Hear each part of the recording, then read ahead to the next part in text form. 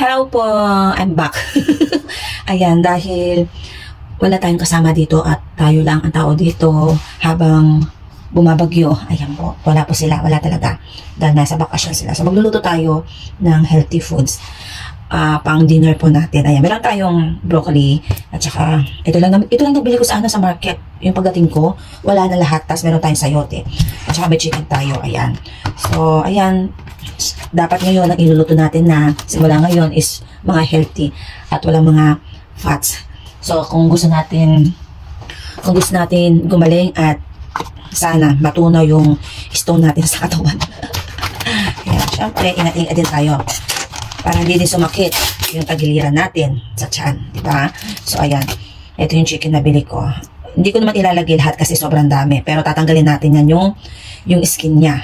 Ayan, tatanggalin ko po yung skin nito. Kasi fats to. Dapat yung lamit lang.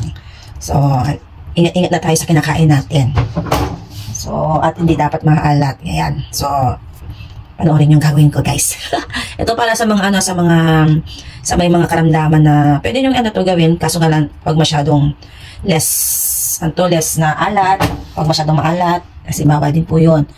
Okay? Kung agad maaari, konti lang talaga. Ayan po. Ito na isa lang gagamitin natin kasi ako lang kakain. Alam nyo ba, kabayan, yun na lamang kung may gallbladder stone ako. Ay, wala na akong gana talaga, sa totoo lang. Wala na akong gana gumawa ng content. Hindi talaga ako makatulog. Nanonood ako lahat ng video. Pumupunta ako sa YouTube. Talagang sinesearch ko, paano ako nagkaroon ng gallbladder, ganun.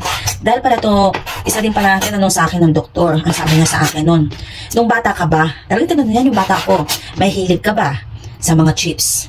Like chicharon, sabi niya sa akin. Maalala ko, di ba, may pinupromotahan chicharon.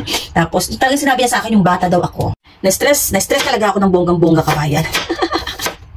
Buti na lang, nandiyan yung mga kaibigan ko, ate ko, pag masyado isipin, cheer up lang, ituloy mo yung pagbablog mo. Wala namang problema daw kapag tinanggal yung gallbladder ko, pero mas okay sa akin, nandiyan pa yung gallbladder ko. Kasi meron din side effect daw kapag natanggal yan, syempre, hindi na muna mapipigilan ata yung pagpupupo mo. Pero, syempre, mas maganda yung huwag mo tanggal, diba? So, dinaan natin sa gamot. Pero titignan pa natin hanggang 3 months kung maalis siya, kung matutunaw ba ng gamot. Sana nga. Kaya mga sinerge ko na lang yan. Sinerge ko na lang sa YouTube ay yung mga pagkain na pwede hindi kainin. Ganun, yung pwedeng iluto na para sa mga taong may gallstone na ganyan. So, ito na nga. Ang dami ko mga na-search, ang daming mga followers natin na nabasa ko sa comment section, na gawin mo ito, matutunaw to. Wala namang imposible dun, di ba? Kaya pinapalo ko yung mga advice nila sa akin. Katulad yung sinasabi ng lemon, ganun. Bumili ako sa Pilipinas yun ha. Talagang ginawa kong waters talaga yun. Yung mga sinasabi nila. Talagang sinundan ko talaga mga yan. Ayan, gamit tayo ng olive oil. Ang hilig-hilig ko talaga kumain sa restaurant. Ngayon, kailangan muna tuwing holiday natin. Sa boarding house muna tayo kakain at magluluto. Nag-message niya sa akin sa kaibigan ko si Jeline. Ang sabi niya sa akin, kung makakalabas ba ako Sunday. Ang sabi ko nga, sabi ko sa boarding house lang ako. Sabi ko sa kanya, alam niyo naman yung gawain namin ni Jeline, di ba? Kakain sa labas, tambay doon, inuman doon. Pero ngayon, hindi natin muna magagawa yan. Hindi ko tuloy na-enjoy ang bakasyon kong, yung bakasyon kong kapag umuwi kasi ako sa Pilipinas, ay kumakain talaga ako. Kinakain ko talaga yung mga pagkain gusto ko. Ayun ako. Pero ngayon, yun na nga. Ito lang, itong ating dinner. Simple lang. Simple lang dinner natin. Less fats at healthy po. Ayan. At, ayan, konting asin lang at konting oyster sauce.